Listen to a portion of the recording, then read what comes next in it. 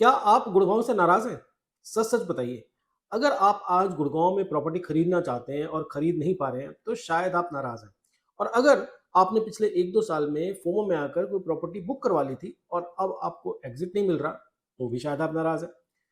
दोस्तों, अगर आपने पिछले कुछ महीनों में सोशल मीडिया और यूट्यूब के कमेंट्स जाकर पढ़े हों तो आपको लगेगा कि गुड़गांव में नाराज लोगों की ना पूरी फौज ही खड़ी हो गई है। कोई कुछ कह रहा है, कोई कुछ कह रहा है, कोई कह रहा है जी आम आदमी के बस की बात नहीं है, कोई कह रहा है ये पूरा बबल है, कोई कह रहा है कि 50% गिरावट आ जाएगी, बस थोड़ा-सा वेट करो। और कुछ गुड़गाँव से बाहर के एक्सपर्ट्स तो अब इसे स्कैम ही कहने लग गए हैं। लेकिन सबसे इंटरेस्टिंग बात ये जानते हैं क्या है? मुझे लगता है कि गुड़गाँव में नाराज़ लोगों के नंबर इसलिए बढ़ रहे हैं क्योंकि गुड़गाँव से लोगों की एक्सपेक्टेशन बढ़ती जा रही हैं, उम्मीदें बढ़ती जा रही हैं। और जब एक्सपेक्टेशन जो है वो रियलिटी से आगे निकल जाती है तो फ्रस्ट्रेशन पैदा होती है। और यही फ्रस्ट्रेशन आज आपको सोशल मीडिया पर दिखाई दे रही है।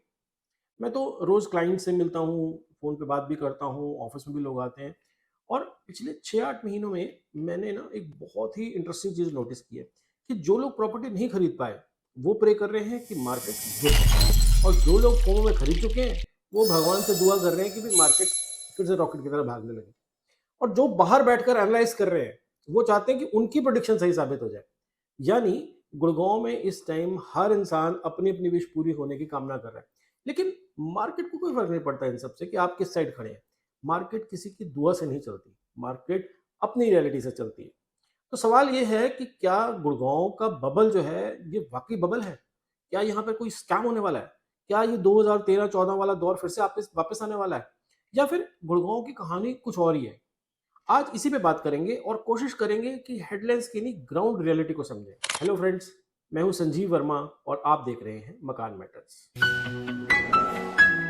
चलिए सबसे पहले समझते हैं कि गुड़गांव से नाराज लोग आखिर हैं कौन। क्योंकि पहली नजर में लगता है कि सब लोग एक ही वजह से नाराज हैं, लेकिन रियलिटी में ऐसा है नहीं। जैसा कि मैंने पहले भी कहा, मुझे लगता है कि गुड़गांव में इस टाइम दो तरह के लोग सबसे ज्यादा नाराज हैं। और इंटरेस्टिंग बात यह है कि दोनों की प्रॉब्लम बिल्कुल ऑपोजिट है। पहली कैटेगरी उन लोगों की है जो प्रॉपर्टी खरीदना चाह रहे हैं लेकिन नहीं खरीद पा रहे हैं।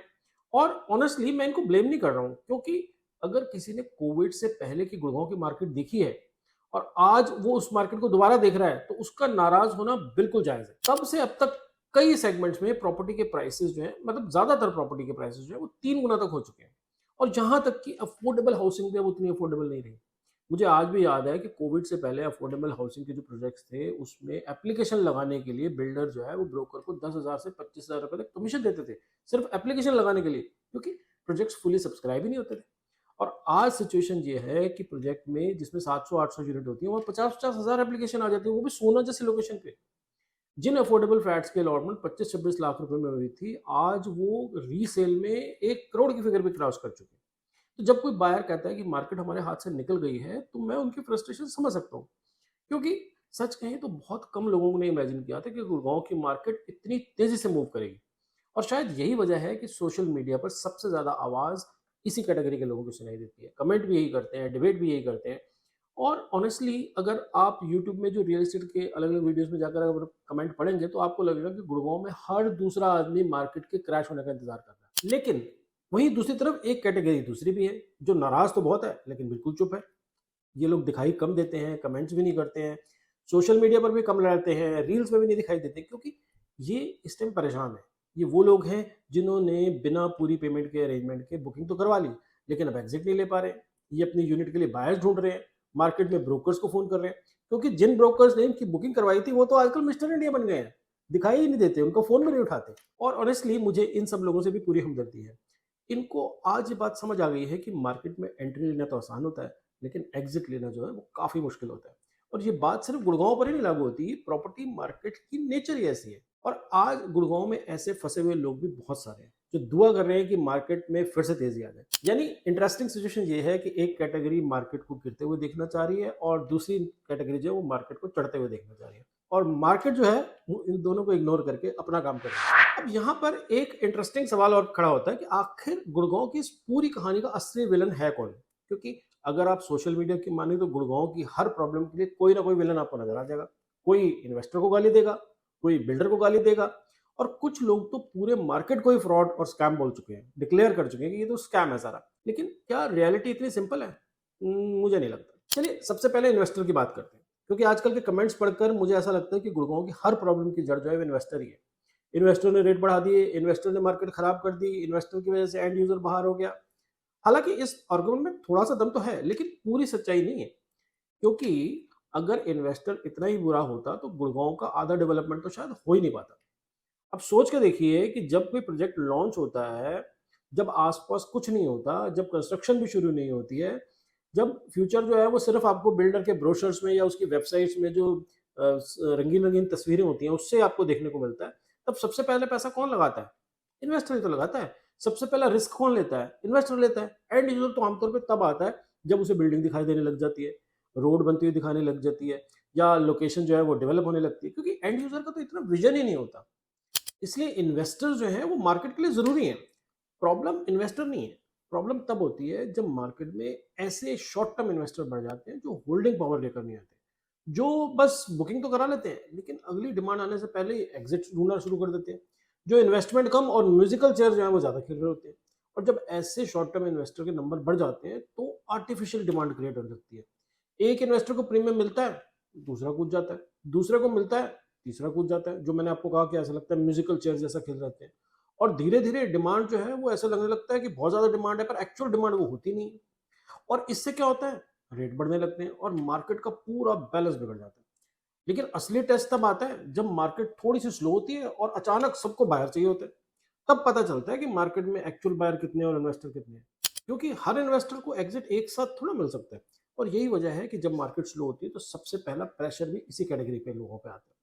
लेकिन सिर्फ इन्वेस्टर से ही नहीं, लोग बिल्डर से भी नाराज हैं। और उनकी इस बात में भी कुछ दम है। क्योंकि अगर आपने पिछले कुछ सालों में जो नए लॉन्चेस आए हैं वो देखे हो, तो कई बार आपके मन में भी आया होगा सवाल कि अरे भाई, बिल्डर इतना लग्जरी लग्जरी क्यों बनाता जा रहा है? एक आम आदमी के लिए घर कौन बनाएगा? और ये सवाल बिल्कुल जायज भी है, क्योंकि गुड़गांव में अफोर्डेबिलिटी जो है वो एक रियल इश्यू बन चुकी है। लेकिन यहाँ पर भी जो है ना, चेंज आ रहा है। बिल्डर को अब रियलिटी समझ आने लग गई है कि 2023-24 वाला, 2022 वाला जो फेज़ है वो अलग था। उस टाइम लगभग हर लॉन्च को एक मैसिव रिस्पॉन्स मिल रहा था, लेकिन अब मार्केट थोड़ी सिलेक्टिव हो गई है। अब सिर्फ लग्जरी, अल्ट्रा लग्जरी नहीं बिकेगी, सिर्फ फैंसी क्लब हाउस बनाने से काम नहीं चलेगा। और शायद बिल्डर्स को भी अब समझ आने लगा है कि आने वाले समय में वही प्रोडक्ट टिकेंगे जिनकी ज़रूरत एंड यूज़र को है, ना कि इन्वेस्टर को। और ऑनेस्टली मुझे लगता है कि ये गुड़गांव मार्केट के लिए एक बहुत ही हेल्दी साइन है। मार्केट का मैच्योर होना सबके लिए फायदा है। अब मैं एक बात और करना चाहता हूँ कि गुड़गांव को जो इतना कोसने वाले लोग हैं, जो गुड़गांव को हाउस ऑफ कार्ड्स बोलने वाले लोग हैं, इस सवाल का क्या जवाब देंगे कि सोशल मीडिया पर गुड़गांव पे के बारे में इतनी नेगेटिविटी फैलाने के बाद भी पिछले 1 साल में गुड़गांव में इतने प्रोजेक्ट कैसे बिक गए? मैं किसी एक प्रोजेक्ट की बात नहीं कर रहा हूँ। आप गिनती कर लीजिए, बिरला प्रवाह आया, डीएलएफ परवाना नॉर्थ आया, आशियाना का सेक्टर 80 में आया। अभी हाल ही में शोभा का एक प्रोजेक्ट आया था सेक्टर 63 ए में। और भी कुछ प्रोजेक्ट आए जिनको मार्केट से अच्छा रिस्पॉन्स मिला, काफ़ी माल बिका इनका। लेकिन दूसरी तरफ पूरी कहानी ये भी नहीं है कि सारे प्रोजेक्ट जो लॉन्च हुए वो सोल्ड आउट हो गए, ऐसा मैं नहीं कह रहा हूँ। कुछ प्रोजेक्ट को वैसा रिस्पॉन्स नहीं मिला जैसा बिल्डर को उम्मीद थी। एमआर का 86 वाला सेरेनिटी हिल्स इसका एग्जांपल है। एम3एम का जो मानेसर में आया जीआईसी, उसमें भी शुरुआत में काफ़ी बस दिखाई दी, लेकिन सेल जो है वो बिल्डर की एक्सपेक्टेशन से कम होने लगी तो बिल्डर ने उसके प्राइसेस कम किए। अब इसका मतलब क्या है? क्या इसका मतलब है कि गुड़गांव में सब कुछ परफेक्ट चल रहा है?